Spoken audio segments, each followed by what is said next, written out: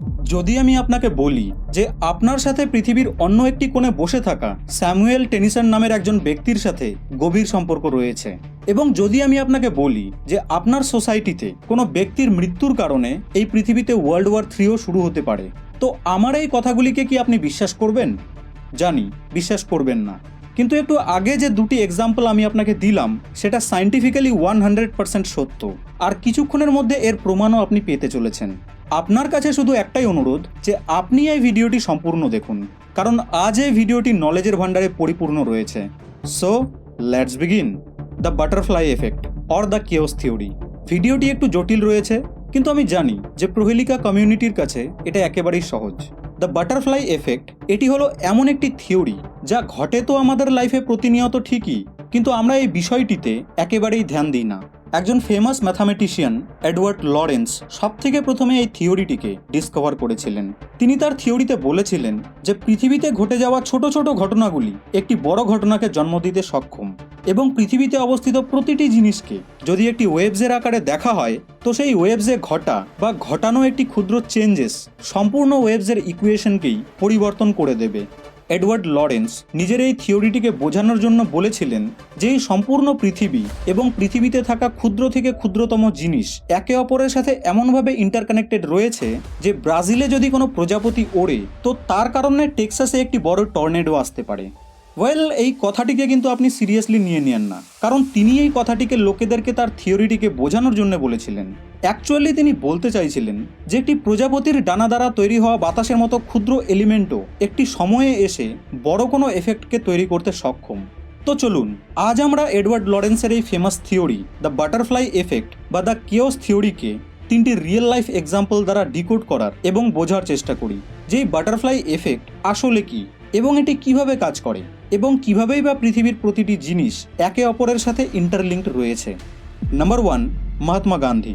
7 June 1893-তে Durban থেকে Pretoria যাওয়ার পথে একজন যুবক ব্যক্তি ট্রেনের ফার্স্ট ক্লাসের টিকিট কিনলেন এবং ট্রেনে চাপার জন্যে ফার্স্ট ক্লাস কেবিনে উঠতে লাগলেন, কিন্তু একজন টিসি তাকে ধাক্কা দিয়ে ট্রেন থেকে বাইরে ফেলে দিলেন।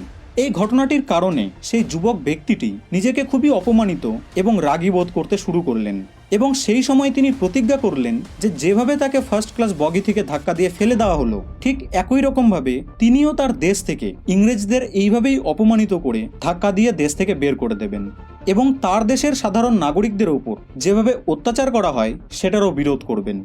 ওয়েল, জানেন এই যুবক ব্যক্তিটি কে ছিলেন? একদম ঠিক ধরেছেন, মহাত্মা গান্ধী। আর এর পর কি হয়েছিল তা তো আপনি খুব ভালোভাবেই জানেন। তো একবার ভেবে দেখুন যে সেই দিন যদি সেই ট্রেনটি ডারবান থেকে প্রেটোরিয়ায় না যেত, বা সেই ট্রেনটিতে যদি সেই টিসিটি না থাকতো, তাহলে কি সেই দিন ওই ঘটনাটি ঘটতো?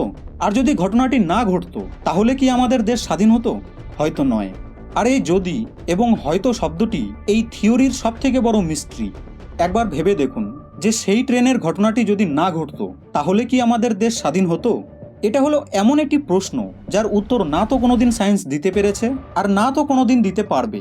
কিন্তু এই ঘটনাটি আমাদেরকে বাটারফ্লাই এফেক্টের ব্যাপারে অনেক কথা বলে দেয়, যে কিভাবে একটি ছোট ঘটনা একটি বড় ঘটনার কারণ হয়ে দাঁড়ায়। নাম্বার 2, রং মার্সি। 28 সেপ্টেম্বর 1918-এ জার্মানি এবং ব্রিটেনের মধ্যে ঘটা যুদ্ধকালীন হেনরি টেন্ডে নামের একজন ব্রিটিশ সৈন্যের ফায়ারিং রেঞ্জে একজন আহত যুবক সৈনিক চলে আসে, একদম সামনাসামনি চলে আসে। হেনরি যদি চাইতো তো খুব সহজেই সেখানে সেই আহত সৈন্যটিকে গুলি করে মেরে ফেলতে পারত, কিন্তু হেনরি টেন্ডে তা করল না। হেনরি সেই আহত যুবক সৈন্যটিকে সেখান থেকে পালিয়ে যেতে দিলেন। আপনি কি জানেন যে সেই আহত সৈন্যটির নাম কি ছিল? তার নাম ছিল অ্যাডলফ হিটলার। হ্যাঁ, ইতিহাসের সেই হিটলার। যদি সেই দিন হেনরি তাকে গুলি করে মেরে ফেলতো, তাহলে কি হিটলার বড় হয়ে এত বড় স্বৈরাচারী হতে পারত? নাজির কি উত্থান হতো এবং লক্ষ লক্ষ মানুষ কি মারা যেত? হিটলার দ্বারা হত্যা হওয়া লক্ষ লক্ষ মানুষ যদি মারা না যেত, তাহলে হয়তোবা সেই লক্ষ লক্ষ মানুষের মধ্যে থেকে কয়েকজন পৃথিবীর উজ্জ্বল ভবিষ্যতের জন্য বহু কিছু করতে পারত, যার ফলে আজ আমাদের পৃথিবীকে আমরা এক অন্য রূপে দেখতে পারতাম, তাই না? নাম্বার 3, প্রহেলিকা।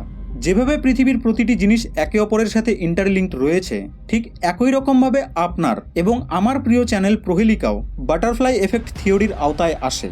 প্রহেলিকা চ্যানেলটিও ইকুয়েশনের একটি অংশ, কারণ যদি প্রহেলিকা চ্যানেল না হতো, তাহলে হয়তো এই 1 মিলিয়ন লোক এই চ্যানেলটিকে সাবস্ক্রাইব করতো না, যার ফলে এই 1 মিলিয়ন ব্যক্তি সেই সকল নলেজগুলিকে মিস করে ফেলতো যা আজ পর্যন্ত আমার ভিডিওগুলির দ্বারা আপনি গেইন করেছেন।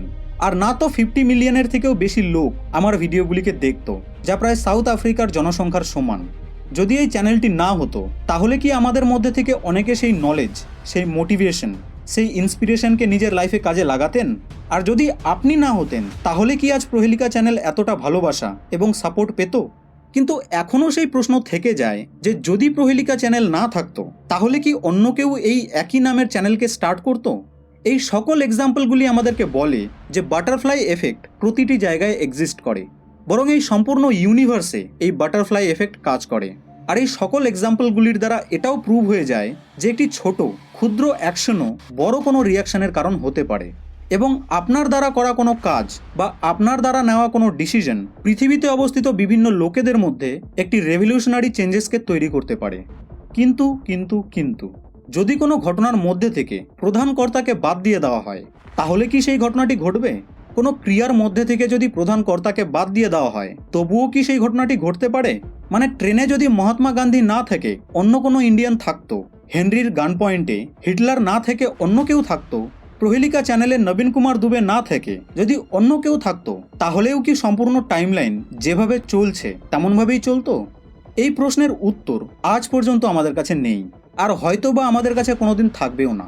কিন্তু এই কথাগুলি এবং এই থিওরিটি 100% সত্য যে বাটারফ্লাই এফেক্ট এই ইউনিভার্সে প্রতিনিয়ত কাজ করেই চলেছে। আর এটাও প্রমাণিত যে আজকের এই ভিডিওটির দ্বারা গেইন করা নলেজ আপনার লাইফে ভবিষ্যতে কোনো বড় চেঞ্জেসকে অবশ্যই নিয়ে আসবে। এই কারণের জন্যেই মনে রাখবেন যে নিজেকে কোনো সময় ছোট মনে করবেন না। অ্যাকর্ডিং টু বাটারফ্লাই এফেক্ট এই ব্রহ্মাণ্ডে আপনারও বিশেষ ভূমিকা রয়েছে। সবসময় নিজের কাজকে এনথুজিয়াস্টিকলি করুন, জেনেই হোক আর না জেনেই হোক না কেন। আপনার দ্বারা নেওয়া each and every action lakh lakh মানুষের জীবনে গভীর প্রভাব ফেলতে সক্ষম। আপনার মধ্যেও একটি ছোট প্রজাপতির মতো ক্ষুদ্র প্রাণী হয়েও বড় ঝড়কে তৈরি করার ক্ষমতা রয়েছে। তো বন্ধু, এই ভিডিওটি আপনাকে কেমন লাগলো? ভিডিওটি ভালো লেগে থাকলে লাইক এবং শেয়ার অবশ্যই করবেন। আপনাদের সঙ্গে আবার দেখা হবে নেক্সট ভিডিওতে।